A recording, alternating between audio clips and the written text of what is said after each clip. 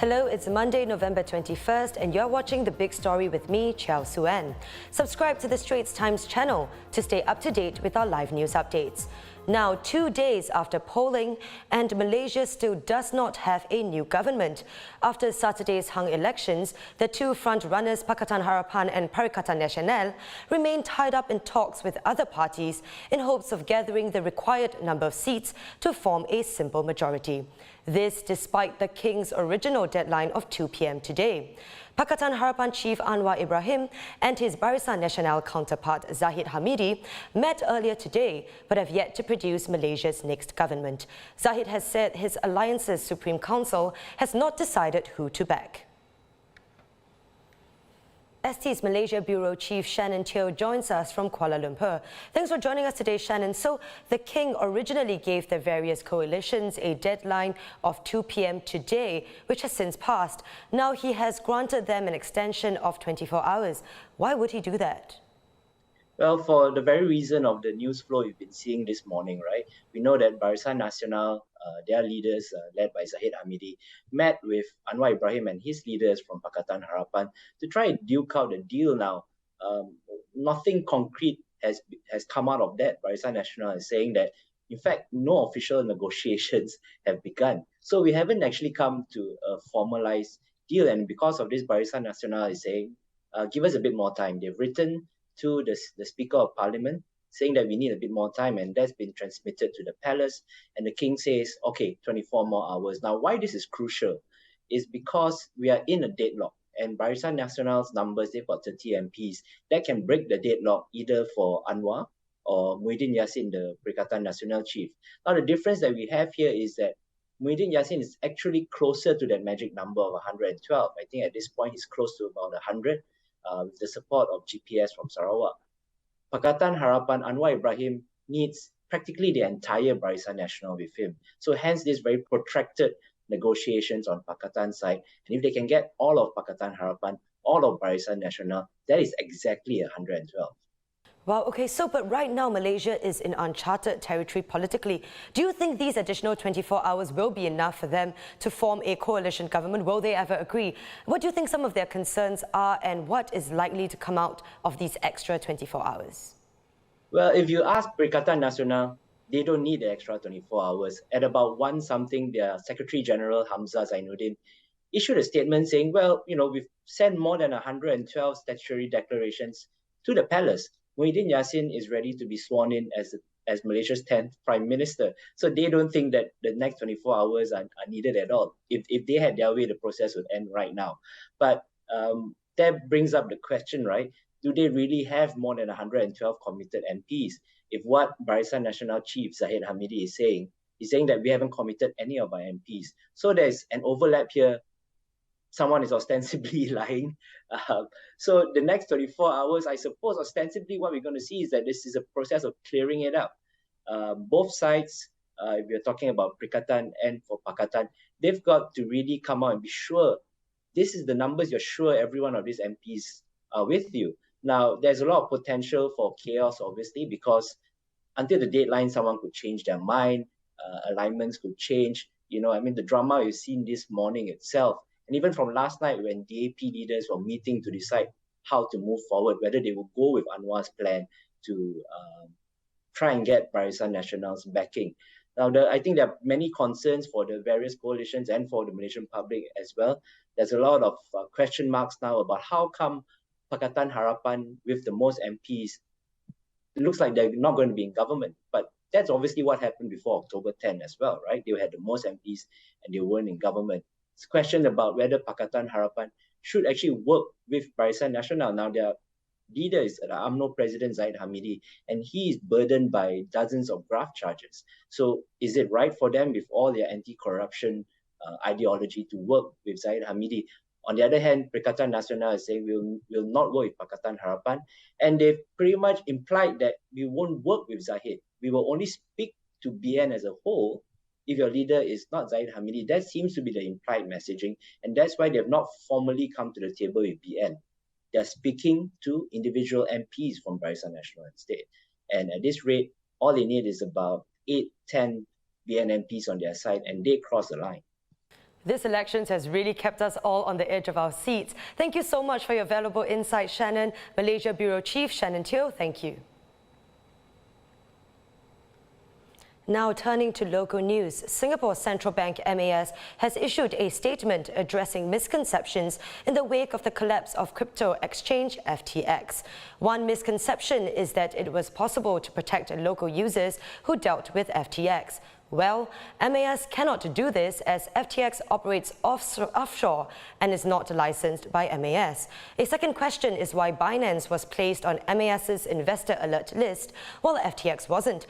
MAS said it was because Binance had solicited Singapore users without a license, while there was no evidence that FTX was soliciting users here specifically. MAS added that the most important lesson learned here is that dealing in any cryptocurrency on any platform is hazardous, and crypto exchanges can and do fail. And if you're in the market for a BTO flat and want a shorter waiting time, it might be worth looking out for the new projects in TENGAH. Two upcoming projects in the forest town with a car-free town centre will pilot construction technologies such as 3D concrete printing to increase productivity and cut material wastage. The 2,077 units in Garden Waterfront 1 and 2 at TENGAH will have one of the shortest waiting times of 3 years and 4 months in the BTO sales exercise on November 23rd.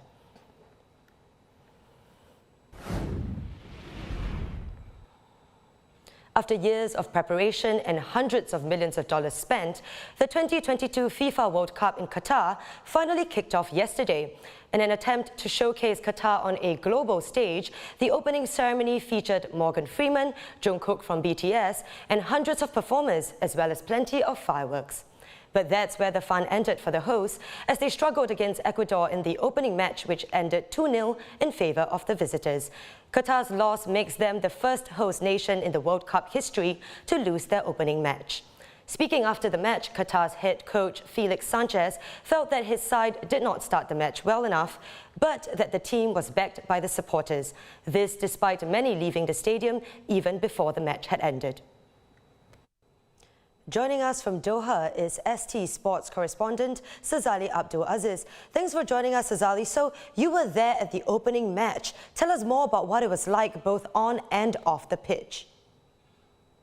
Well, I think even Singaporeans watching back home saw how extravagant that opening ceremony was.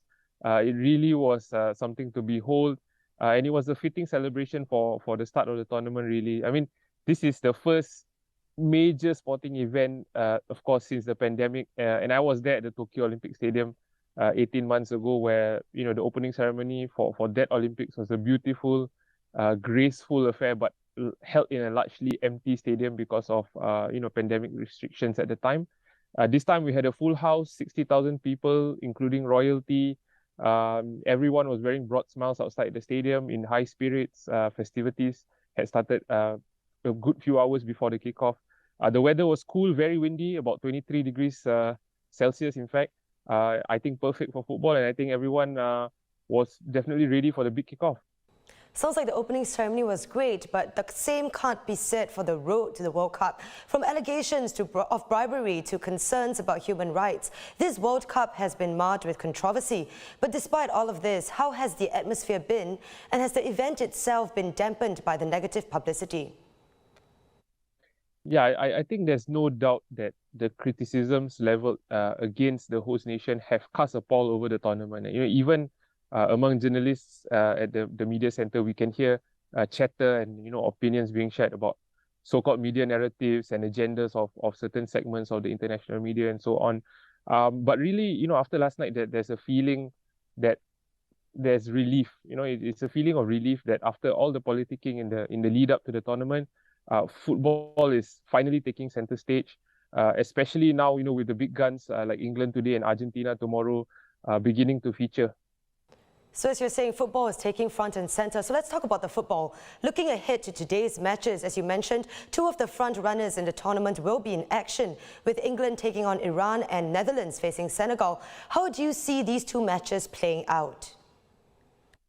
Well, both are tricky teams for all four teams involved. On paper, you would think England should coast to an easy win over Iran, but I think they will only do that if they start the game right and seize the initiative and play with the right tempo. They do have a soft underbelly, defenders Harry Maguire and Eric Dyer and goalkeeper Jordan Pickford are all not in good form. And Iran have good quality in their attack with Sada Azmoun, Mehdi Taremi, and Ali Reza Jahan Baksh. So they could be in trouble if they don't set the right tone and, like I said, start with the right tempo. For the Netherlands, I'm not so sure how far they can go in the tournament, but I do expect them to beat Senegal soundly. Senegal were actually one of the teams I thought could be dark horses for the World Cup, but losing Sadio Mane, who is far and away their best player, I think it's too big a loss for them to overcome. And of course, I'm curious, Azali, who do you have your money on to win the World Cup? Any players you've got your eyes on? Yeah, in terms of players to watch, I would like to see how Federico Valverde, the Uruguayan, performs for one of the dark horses of the tournament. And young players like England's Jude Bellingham and Germany's Jamal Musiala as well. All these players are getting their first real chance at showing what they can do at the World Cup. In terms of who's going to win, it's quite clear the two strong favourites for this tournament in Qatar are Brazil and Argentina. A lot of people are going with their hearts and tipping Argentina to win because of the Messi factor. But I am going for Brazil just because I think their pedigree speaks for themselves. They were the first team to win the World Cup outside their home continent, and then they became the first team to win the World Cup in Asia in 2002. Who better to win the first World Cup in the Middle East? Sounds like it's about to get very exciting. Thank you so much for your valuable insights, Azali. This has been ST Sports correspondent Azali Abdul Aziz. While most of the world was focused on Qatar and the World Cup, happening just 300 kilometers away at the Yas Marina circuit was the Abu Dhabi Grand Prix, which brought the 2022 Formula One season to an end. World champion Max Verstappen secured his 15th victory of the season. However, all the attention was on a driver further down the grid, with Sebastian Vettel finishing 10th in his final race ahead of his retirement. He signed off with his signature donuts in front of the cheering fans. And before we go, remember the T-Rex skeleton on display here the other week? Well, it was due to go under the hammer in Hong Kong on November 30th, but the auctioneer Christie's has decided not to go ahead with the sale, after questions were raised about the number of replica bones used in the specimen. The T-Rex had been billed as the first skeleton of its species to appear at auction in Asia, and was expected to fetch up to $30 million.